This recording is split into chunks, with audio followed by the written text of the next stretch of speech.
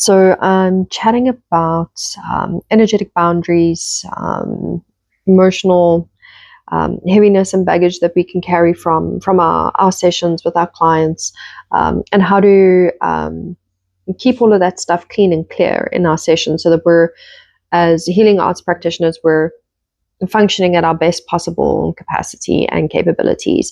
So I'm going to chat a bit about what we could call the emotional mental load that comes with doing this work.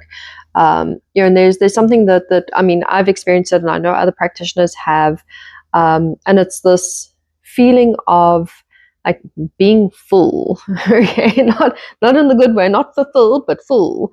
Full in a way where there's like you don't have any more room. You sit down to hold space for someone, and there's this exhaustion. You haven't even started your sessions, and it's not specifically burnout, and it's not that you don't care. It's that you've been carrying a lot more than you realize for a lot longer than you realize. And nobody ever taught you how to put any of that down.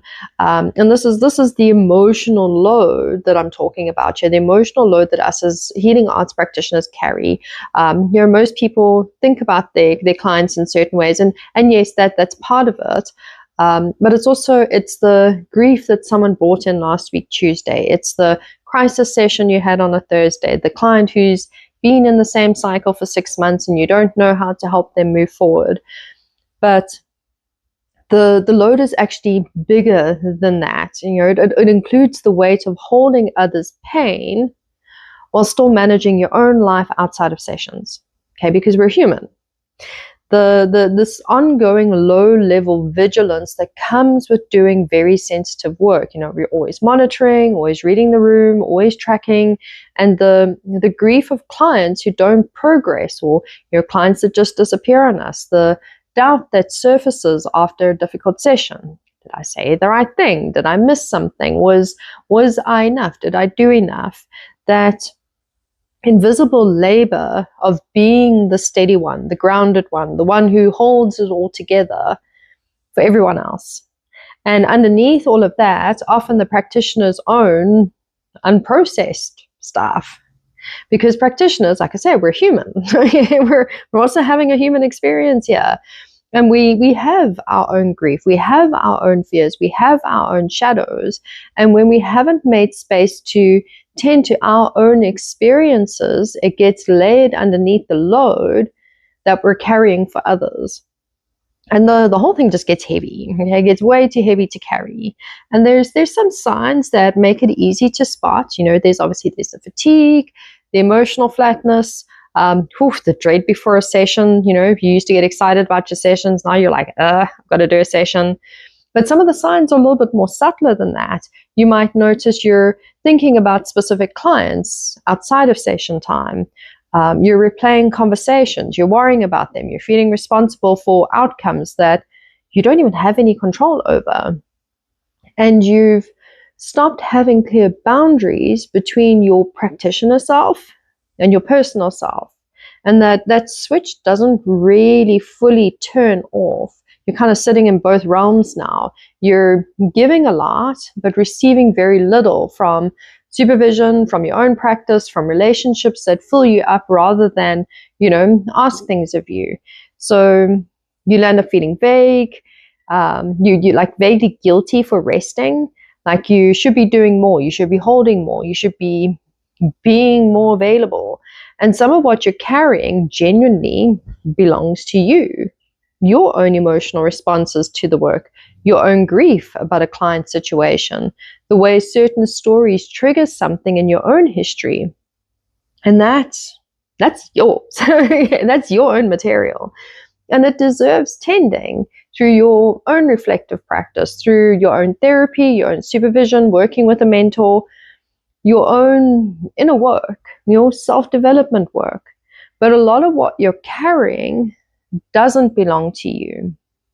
It belongs to the work, to the clients, and to the role of the practitioner itself.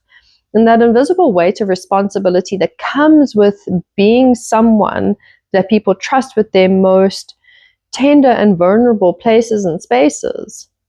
And the question to sit with here is this: what am I holding that isn't mine to hold? A client's outcome that isn't yours to carry. You can support, you can guide, you can hold space, but you cannot do the work for them, and you cannot be responsible for whether or not they change. Other people's emotional states, they're not yours to fix. You can be present with someone else's pain without taking it on. And the gap between where a client is and where you want them to be, that's not yours to close through sheer effort and worry. Okay, you're not there to close the gap. You're there to show them how to do that for themselves. And putting things down isn't about becoming detached or caring less or being an awful practitioner. It's about returning things to their rightful place. After difficult sessions, write it out. You don't have to make it a huge formal thing, just a few lines. What came up? What you noticed? What are you leaving with? And externalizing it, it moves it out of your body and onto the page. And then you close the notebook, okay? And that symbolic act of completion, that's what that is. And build yourself a regular clearing practice. So do it as a weekly practice, not just after each session, but once a week. Sit with the question, what am I still carrying from this week that I need to put down? And this could be done through good old-fashioned journaling, movement somatics, meditation, a conversation with a supervisor, a trusted peer, your therapist, your mentor. What matters is that it's regular and it's intentional. Not just, reactive when things get too heavy. Do the work before things get too heavy and things won't get too heavy. Okay, prevention rather than cure. Tend to your own experience as a healing arts practitioner. And this means having your own space, your own supervision, your own therapist, your own peer group, something where you are not the one holding things, where someone else holds you. If you're doing this work without any space where you're the one being witnessed and supported, that load will keep accumulating with nowhere to go. Revisit what you believe your role actually is. A lot of excess load comes from unconscious belief that your worth as a practitioner is tied to your client's progress, and it's not. Okay, let's bust that myth out the water quickly. But when that belief is running underneath, you carry everything because you feel like everything depends on you, like you're holding it all up together. And unpacking that, really looking at what you believe you're responsible for, can actually release a surprising amount of weight. The practitioner's emotional load is absolutely 100% real. It's not something that's spoken about enough, in my opinion. And it's not a weakness. It's not a sign that you're doing something wrong. It's very much a natural consequence of doing very meaningful, relational, energetically demanding work, and often without adequate structure or support around us. But it doesn't have to keep accumulating. With the right practices, the right support structures, the right systems in place, you can do this work sustainably. You can be fully present in your work. You can be genuinely resourced and without slowly emptying yourself in the process. If this is something that you want to look at more specifically, what are you carrying? Where is it coming from? What structures would help you? That is exactly the kind of work that I do with my mentoring clients.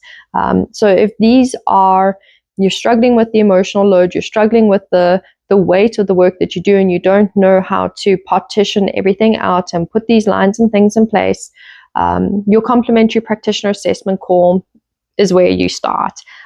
You can grab yourself a booking with me on my website, tamdillon.com, or the direct link is down in the description below.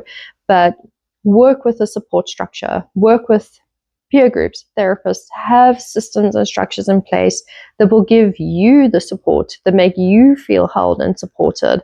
Because you're doing this on a day-to-day basis, you need to do it for yourself as well, because that emotional load is very real. And not processing the emotional load, you're going to end up feeling full. And like I say, not in a good way.